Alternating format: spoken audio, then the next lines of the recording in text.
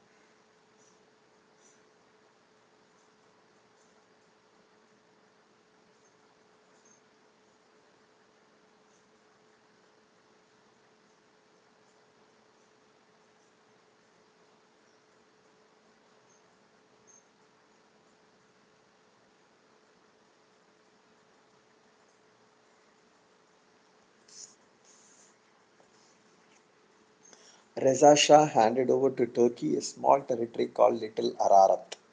The area, which historically belonged to Iran, had an Armenian holy site, and the majority of inhabitants were Armenians. The Armenians of Iran protested but did not prevail. In the late 1930s, their schools were closed down, they were banned for employment in the government, and Armenian or Assyrian names of villages, cities, and streets were changed to Persian names. The name changes were applied to most non Persian names, and they were equally protested by many groups, including the Azerbaijani. The restrictions on schools and employment were soon lifted.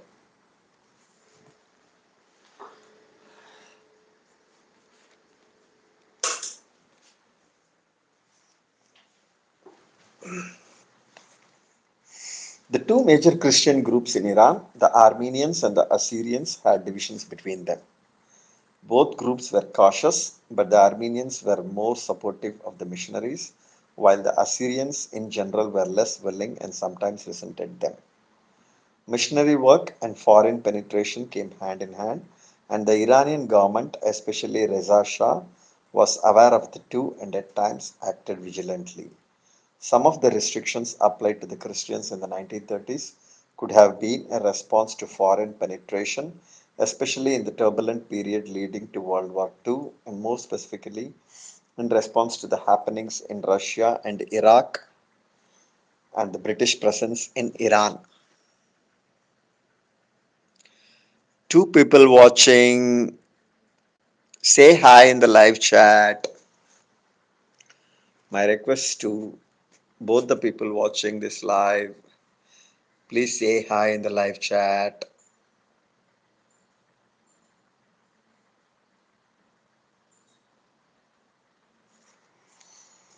Assyrians. Assyrian Christians are often viewed as the most complex Christian group in the Middle East. Originally Nestorians, over the centuries, they have been divided between the Assyrians, that is Nestorians, and Chaldeans, that is Catholics. The Assyrians were further divided. The supporters of the West Syrian Church, who remained in Syria, called themselves the Jacobites. Further divisions occurred in the 19th and 20th centuries. Some became Protestants and others joined the Russian Orthodox Church. Most call themselves Assyrians, and there have been debates regarding whether they should be labeled as a distinct ethnic group or a religious community.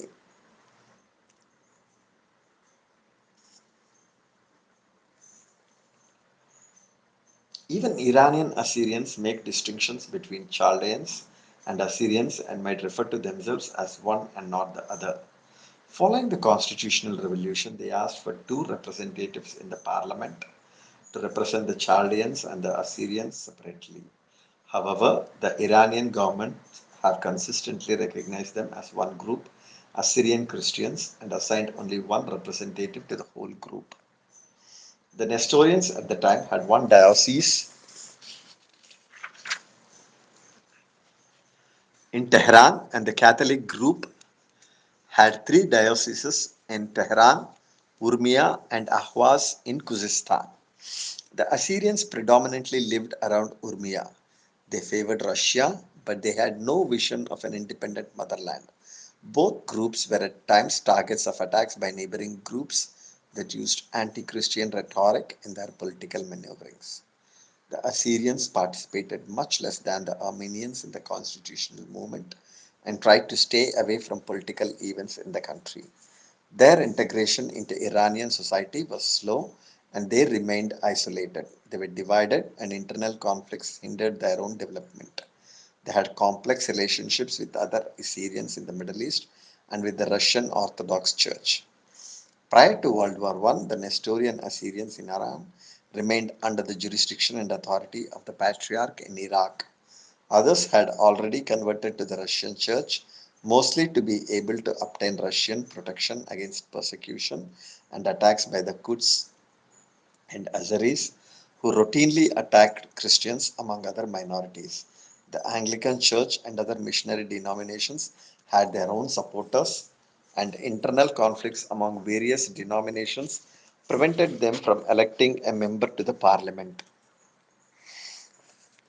Assyrians of the later period mostly blamed the foreign missionaries and distrust between the Assyrians and the Muslim authorities for the split in their community. The problems were so intense that the Assyrians could not agree on a representative for the Iranian parliament until 1959.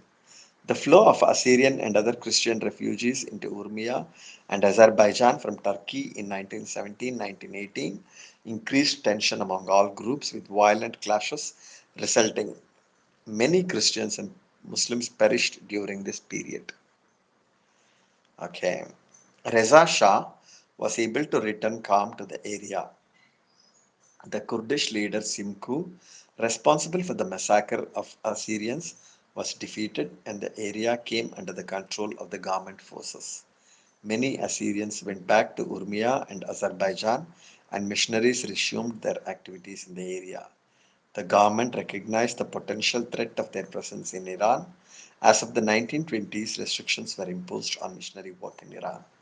The events in Iraq in the early 1930s and disturbances among the Assyrian population there prompted the Iranian government to impose even more restrictions on foreign missionaries. Finally, they were asked to leave Azerbaijan to avoid further problems. Between the two world wars, many Assyrians emigrated to Europe, Canada, and the United States, where they remained divided but able to live in peace after centuries of persecution. They used Aramaic for religious purposes and among themselves and Persian for other purposes. Jews. The Jewish community historically has had more affiliation with the Iranians, but since the Safavid period, it has also been subjected to more routine persecutions. Following the upheavals of the early 20th century, many, fearing persecutions that were common during periods of instability, emigrated to Jerusalem. Their fears were justified. From 1906 to 1921, anti Semitic riots in Isfahan, Kashan, Shiraz, and Kirman devastated the Jewish communities. The constitutional movement improved the situation of Jews, but like Christians, they could not send a representative to the first parliament. Reza Shah ended any such attacks on religious minorities. Mass conversion of Jews stopped, and the Shiite concept of the uncleanness of non Muslims was abandoned. Until the early 20th century, the Jews spoke a language very similar to Persian, distinguishable only by a unique accent. They used the Hebrew script for writing Persian. Their integration into Iranian society was slow at the beginning but improved gradually. Some extremist groups in Iran and their newspapers supported Nazism and the anti Semitic propaganda disseminated by the Germans and the Jews became targets of extreme nationalists promoting the superiority of the Aryan race. There were no persecutions, but the anti Jewish sentiment of this period emphasized their distinct ethnic character and Semitic origin. This focus was unlike the religiously motivated attacks by the clergy that focused on their religion and the animosity between Islam and Judaism. However, such attacks were not very common and were generally opposed by mainstream Iranians and their media. Jewish sympathizers of the leftist groups and anti government activists were punished like all other Iranians. In 1931, the Jewish deputy in the parliament was removed and executed. Accounts of his downfall vary even among the Jewish community in Iran. Rivalries among the Jews or between Muslims and Jews, a failed conspiracy, and extremist views are mentioned among other reasons for his execution. However, no other Jew was executed and the Jewish community was not persecuted. Recent scholarship has suggested that he was involved with a number of other Iranians in a group planning anti Reza Shah activities. For a short time during the last year of Reza Shah's reign, some restrictions with respect to employment in the army were imposed on Jews. Such restrictions were soon lifted. On the whole, Jews benefited during this period and were able to participate more actively in Iranian society. Their situation kept improving. Okay, guys, anybody there? யாராவது இருக்கீங்களா? பார்த்துக்கிட்டு இருக்கீங்களா? யாருமே இல்லை.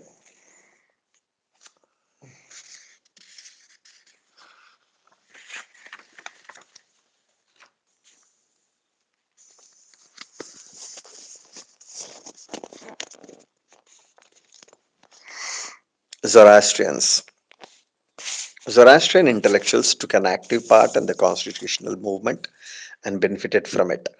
Unlike Jews and Christians, they refused to relinquish their right to send a deputy to the parliament. Their first deputy was a wealthy and influential merchant with many connections who helped the community greatly. The new secular codes and the presence of their own representatives in the parliament led to a major shift in the status of non Muslims. They were barred from electing Muslims or being elected by Muslims, which restricted their full integration into the Iranian community. However, they were able to voice their concerns in the parliament. Segregation policies and jizya religious taxes were abolished, and Zoroastrians integrated more freely into Iranian society. Many were merchants, and some would become among the wealthiest entrepreneurs in the country. Zoroastrians remained in Kirman and Yazid, but more started immigrating into the capital. They had schools in Tehran, adapted more easily than some other minorities with respect to the language, and sympathized with and supported a new generation of Iranian activists and scholars focusing on pre Islamic research and glorification of ancient Persia. Although their schools and temples were subjected to rules and sometimes restrictions imposed on all religious minorities, the glorification of ancient Iran made them a special case. Ancient Zoroastrian symbols were adopted by the government as state emblems. When Iran asked all foreign nations to address the country as Iran and not Persia in 1935, it was stated that the name Iran existed in a variant form in the ancient book of Avesta, the Zoroastrian holy book, and was the true name of the country. Zoroastrians welcomed the new state ideology, and their leader and deputy in the parliament at the time worked very hard to improve the situation of his community. Baha'i. The Baha'i are the descendants of Muslim and some Jewish Iranians, and as such share the same language, culture, and history. Estimates about their numbers in Iran vary, and due to many persecutions and lack of legal status, reliable statistics are hard to obtain. The Iranian constitution did not recognize them as legitimate citizens, and they are regarded by many to be heretics and also accomplices in the British interest. The Baha'i believe in universal peace and tolerance of all religions and consider their own to be the best one in which all other creeds can converge. Following the Following the 19th century division between the Baha'i and Babi, The majority followed Baha'u'llah and his son Abdul Baha, who became the successor and the sole interpreter of his father's teachings. Due to the harsh treatment of Baha'i in Iran, early in the 20th century they moved their headquarters out of Iran. They also started missionary activities in the United States, Canada, and Europe. Prior to his death in 1921, the Baha'i leader established the twin institutions of guardianship and the Universal House of Justice. The two worked side by side. The guardianship's function was interpretation, while the function of the Universal House of Justice was legislative. The two remained independent but complemented each other. Baha'i faith grew extensively under the leadership of the Oxford educated son of Abdul Baha, Shoghi Effendi. The Baha'i enjoyed peace and prospered from 1926 to 1934. They were permitted to hold large public meetings with government agents and police present as a protective measure. They expanded the number of their schools, libraries, community projects, and cemeteries with no harassment. In 1930, for the first time, they started openly building a national Baha'i center in Tehran. More Baha'i women became involved in the affairs of the community. They also started locating, identifying, and purchasing Baha'i holy places in Iran. National conventions were held beginning in 1927, and a central spiritual assembly was elected to regulate their affairs. Despite their lack of legal status, employment in the government institutions of the period was open to them, and they were not barred from attending any of the educational institutions. Some achieved high positions in the country, especially in finance, and their high visibility was used against the government by the anti Baha'i clergy and their supporters. Okay. The emerging nation state was secular and religious differentiation was losing its dominance. This change facilitated the partial assimilation of the Baha'i into the Iranian community. However, some restrictions existed. They could not openly publish their religious literature and Baha'i marriages were not recognized. This was mostly due to the fact that they did not have legal status. So, unlike the recognized religious minorities, they could not carry out marriages in their own independent institutions. Such Baha'i institutions existed but were not recognized as legitimate. The government did not attempt to legalize their status because of opposition by the clergy. As of 1934, there was a sudden change of government policy, probably under pressure from religious authorities and also because of the political situation. Baha'i schools were closed and their public meetings were banned. Such restrictions were political and happened to most religious minorities, ethnic groups, and political organizations. However, the Baha'i case was different.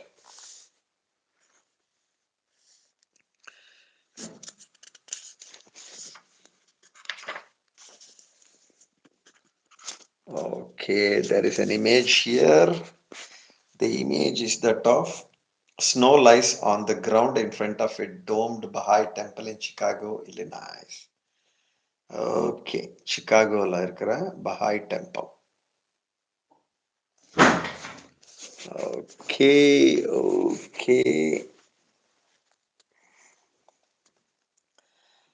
Fanatical Muslim groups resented them and used such occasions to launch attacks against them. Anti Baha'i sentiments lasted for a decade, and problems culminated in 1944 when attacks on the Baha'i community initially increased but were then controlled. Baha'i believed in the propagation of their faith and continued their missionary activities despite systematic persecution in Iran. Initially, they had officially appointed teachers at the local level, both residents and visitors, who propagated the faith. With the number of Baha'i increasing, they started having local spiritual assemblies in various communities, with many classes to enable the general Baha'i populace to take part in the propagation as well. As of 1930, the Baha'i were encouraged to expand to the neighboring countries. Their advocates were called pioneers and were sent all around Iran as well. Following the restrictions imposed on them in Iran as of 1934, they reduced their activities in Iran for the time being. Despite easing tensions, later on they were